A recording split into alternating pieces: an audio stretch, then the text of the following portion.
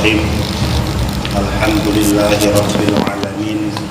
Nahmaduhu wa nasta'inuhu wa nastaghfiruh wa na'udzu billahi min shururi anfusina wa min sayyiati a'malina. May yahdihillahu fala mudilla lahu wa may yudlil fala hadiya lahu. Asyhadu an la ilaha illallah wahdahu la syarika lahu wa asyhadu anna Muhammadan abduhu wa rasuluhu la nabiyya ba'dahu. Allahumma salli wa sallim ala sayyidina Muhammad wa ala ali sayyidina Muhammad. Amma ba'du, fa ya ayyuhan nas ittaqullaha haqqa tuqatih wa la tamutunna illa wa antum muslimun. Hadirin jamaah, la yudkhilu ahadam minkum, la yudkhilu tidak bisa memasukkan ahadan minkum dari kalian, sesuatu dari kalian semua. Apa yang tidak bisa memasukkan? Amaluhu, amalnya seseorang, al jannata, ke surga. Jadi amalan kita, amalan kalian, kata Allah, kata Rasulullah, tidak bisa memasukkan ke surga. Seberapapun banyaknya amal tersebut, bagaimanapun ikhlas kalian dalam beribadah, tidak akan mampu memasukkan kalian ke surga, ya. Wala yujiruhu minan nas, dan tidak bisa menjauhkan kalian dari neraka. Ini kata Rasulullah. Lalu sahabat bertanya, bagaimana dengan engkau ya Rasulullah? Rasulullah lalu menjawab, wala ana, dan saya juga begitu.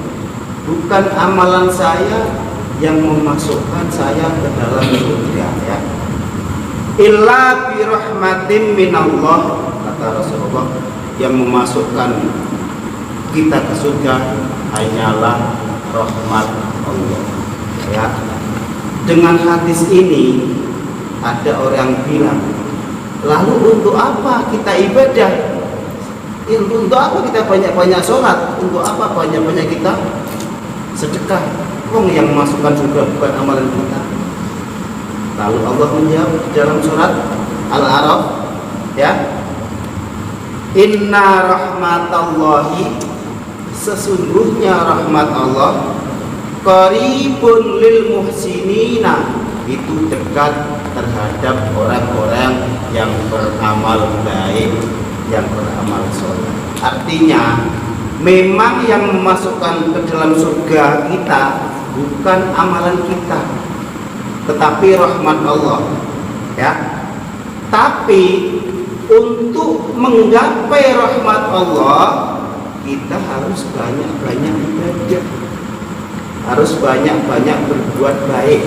Makanya kalau kita mengkaji hadis juga diimbangi dengan mengkaji Al-Quran.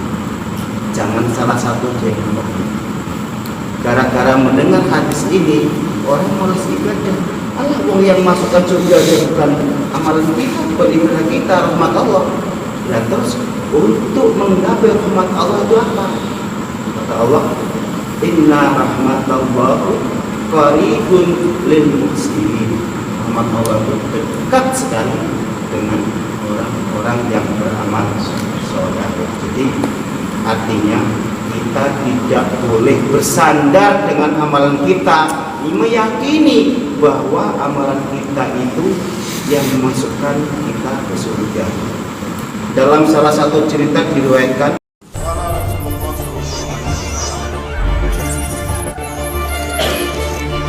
bermanfaat untuk alam semesta. Kita bermanfaat untuk orang lain, ya.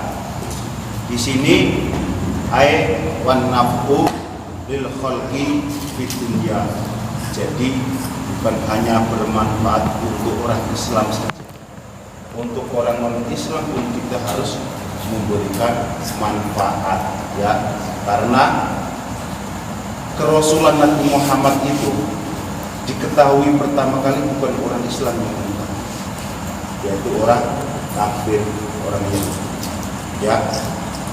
Jadi yang dimau Allah di dalam dunia ini, kita pertama mengagungkan Allah, ya, memuji Allah, iman kepada Allah, keduanya bermanfaat untuk orang lain, ya. Ini dengan waktu yang pertama, ya, harus dimulai dengan waktu yang pertama. Contoh, kita mau pergi ke Pinang, masuk kapal itu belum duhur, ya, terus kita naik kapal, begitu nyampe sana waktu duhur sudah habis, ya, artinya kita nggak dapat sholat duhur. Dan sholat asar, sholat duhur bisa dijamak atau sholat asar, kita harus niat di saat kita naik kapal di kendaraan tadi. Pas masuk waktu duhur kita niat dan mati, ya Allah, sholat duhur hamba akan hamba alihkan ke jamaah takhir pada sholat asar. Itu peraturan. Apabila nggak niat di awal waktu, maka namanya bukan sholat jamaah, namanya sholat qadha. Itu wajib, ya. Apabila dalam perjalanan kita perkirakan kita tidak mengejar waktu zuhur untuk sholat, maka sebelum habis waktu asar kita niatkan untuk jamaah takhir. Itu syarat, dan syarat nggak boleh ditinggalkan. Dan kalau bapak-bapak tidak niat pada waktu yang awal, maka sholatnya bukan jamaah, namanya qadha, ya. Dan itu bukan udzur, karena udzurnya sholat cuma ada dua, ketiduran dan lupa atau gila, ya. Artinya di saat kita naik kendaraan kita tidak niat jamaah takhir pada waktu yang awal, dan kita nanti sholat qadha, itu sudah mendapatkan dosa karena tidak sholat tepat waktu. Tapi kalau kita niatkan pada waktu yang awal, kita tidak mendapatkan dosa walaupun tidak sholat pada waktunya, karena sudah niat, ya Allah akan hamba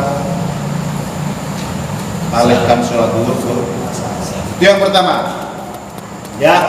Wal badi'atu bil ula, dan dimulai dengan sholat yang pertama. Contoh, kita jamaah takhir di waktu asar, harus melaksanakan sholat duhur dulu, jamaah takhir, baru sholat asar, ya. Itu apabila munfarid.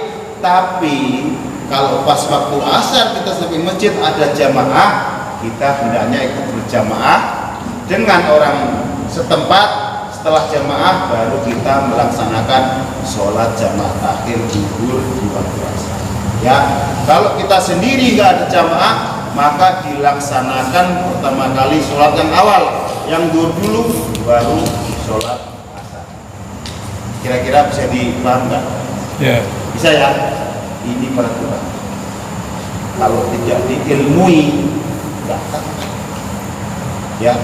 Terus nggak tahu, nggak mau ngaji, sudah dibebani dosa oleh Allah Subhanahu wa Ta'ala, karena tidak sholat tepat waktu. Jangan macam-macam dengan sholat.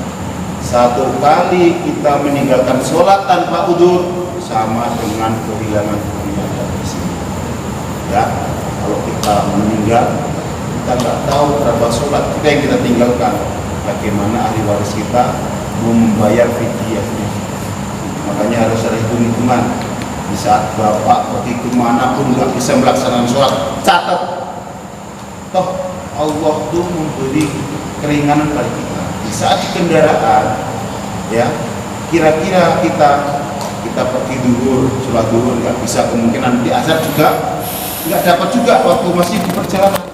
Kita sholat seperti orang kita naik kendaraan, laksanakan aja rukun-rukunnya sholat, ya, nggak apa-apa. Nanti di saat kita sampai tempat, baru kita laksanakan sholat i'adah, sholat pengulang.